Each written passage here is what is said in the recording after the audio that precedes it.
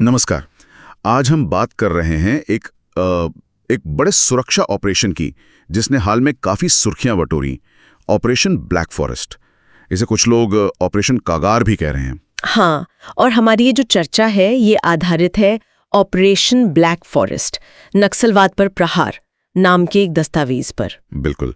तो ये ऑपरेशन मतलब भारत का जो ये लंबा नक्सली माओवादी संघर्ष चल रहा है, उसमें एक अहम पड़ाव माना जा रहा है। सही कहा।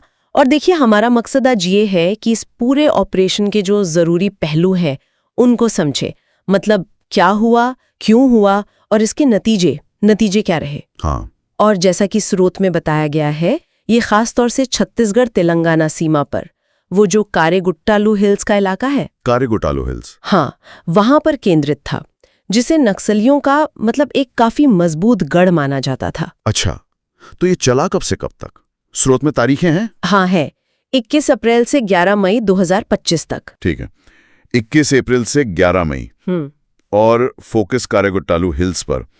तो स्रोत ये भी बताता है कि लक्ष्य सिर्फ इलाके को खाली कराना नहीं था। नहीं, बिल्कुल नहीं। लक्ष्य सिर्फ वो नहीं था, बल्कि जो नक्सली नेतृत्व है, टॉप लीडरशिप, उसको निशाना बनाना भी एक बड़ा मकसद था। और अगर इसके स्केल को देखें, मतलब कितने बड़े पैमाने पर ये हुआ, तो ये कोई छोटी मोटी कार्रवाई तो बिल्कुल नहीं थी। नहीं, लग तो नहीं रहा। स्रोत के हिसाब से देखें तो इसमें छत्तीसगढ़, तेलंगाना और महाराष्ट्र पुलिस के भी जवान थे। कुल मिला के करीब 20,000 से ज्यादा सुरक्षाकर्मी। 20,000 से ज्यादा? हाँ, इनमें सीआरपीएफ तो थी ही, साथ में राज्यों के एसटीएफ यानी स्पेशल टास्क फोर्स, डीआरजी यानी डिस्ट्रिक्ट रिजर्व गार्ड, अच्छा, और कोबरा कमांडोज भी थे जो जंगल वॉरफेयर के लिए खास ट्रेंड होते हैं।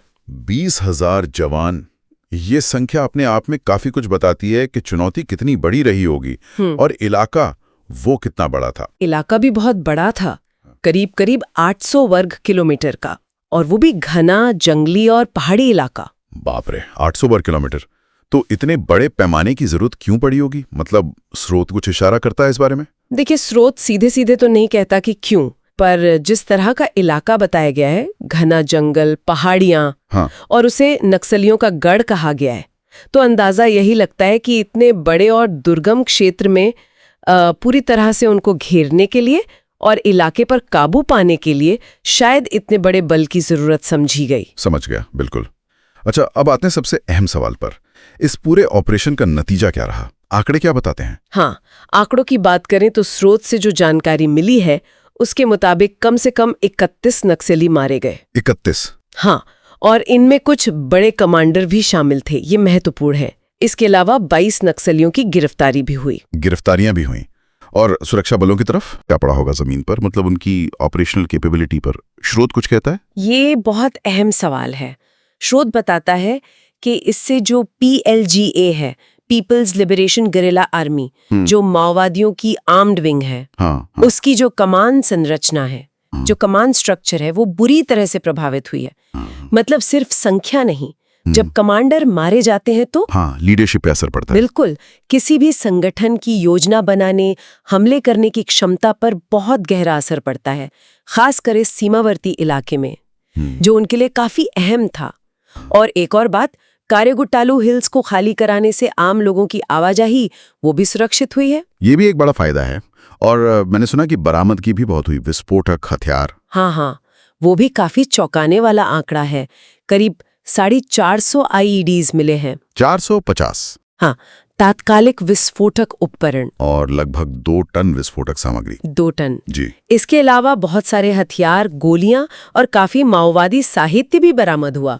इतनी बड़ी बरामदगी ये दिखाती है कि वहां किस लेवल की तैयारी या जमावड़ा था। बिल्कुल। अच्छा, इन नतीजों पर सरकार की क्या प्रतिक्रिया रही? स्रोत में इसका भी जिक्र है। जी बिल्कुल है। दस्तावेज के अनुसार गृह मंत्री अमित शाह ने इसे एक ऐतिहासिक सफलता कहा है।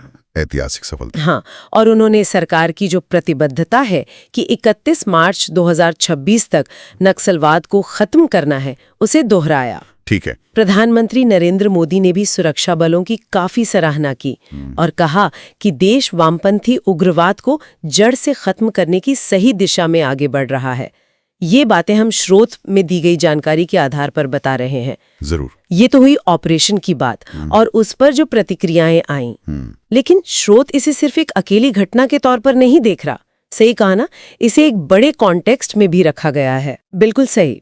स्रोत इस बात पर भी जोर देता है कि जैसे छत्तीसगढ़ सरकार है, वो बस्तर जैसे इलाकों में विकास के कामों पर भी ध्यान दे रही है। अच्छा, जैसे बेहतर सड़कें बनाना, स्कूल, अस्पताल खोलना, स्थानीय लोगों के लिए रोजगार के अवसर पैदा करना, इस तरह की चीजें। और ये भी बताया गया है कि हाल के समय में, मतलब पिछले कुछ वक्त में 1355 से ज्यादा माओवादियों ने सरेंडर भी किया है। ओहो, ये भी एक बड़ा नंबर है। हाँ, तो इन विकास की कोशिशों और ये जो आत्मसमर्पण हो रहे हैं, इनको ऑपरेशन ब्लैक फॉरेस्ट जैसी कार्रवाइयों के साथ जोड़कर देखना होगा। एक बड़ी तस्वीर का हिस्सा है ये सब। और इस पूरी समस्या का, इस संघर्ष का एक लंबा इतिहास भी है। उसको भी नजरअंदाज नहीं कर सकते। नहीं, बिल्कुल नहीं कर सकते। स्रोत हमें याद दिलाता है कि ये नक्सली माओवादी विद्रोह तो 1967 में शुरू हुआ था। हाँ, काफी पुराना है, बहुत पुराना। और पिछले दशकों में, खासकर 2000 के दशक में तो बहुत ज्यादा हिंसा हुई है। तो इस ऐतिहासिक पृष्ठभूमि को समझे बिना आज की स्थिति या इन ऑपरेशनों के महत्व को पूरी तरह से समझना वो मुश्किल है। बिल्कुल। तो कुल मिलाकर अगर हम इस दस्तावेज के आधार पर देखें तो ऑपरेशन ब्लैक फॉरेस्ट एक बड़ी कामयाबी रही, जिसने नक्सलियों के एक अहम ठिकाने को नष्ट किया और उनके नेतृत्व को चोट पहुंचाई। हाँ, मुख्य बात यही है। और सरकार का लक्ष्य, जैसा कि स्रोत में कहा गया है, वो 2026 तक इस समस्या को पूरी तरह खत्म करने का है। चलिए, तो इस चर्चा को हम यहीं समाप्त करते हैं, लेकिन श्रोताओं के लिए एक सवाल जरूर छोड़ जाते हैं। हमने देखा कि स्रोत सुरक्षा कार्रवाई की बात करता है, विकास की बात करता है, इतिहास की बात करता है। तो सोचने वाली बात यह है कि इन इलाकों में अगर लंबे समय की शांति और स्थिरता लानी है, तो सिर्फ सुरक्षा अभियानों के अलावा और कौन से पहलू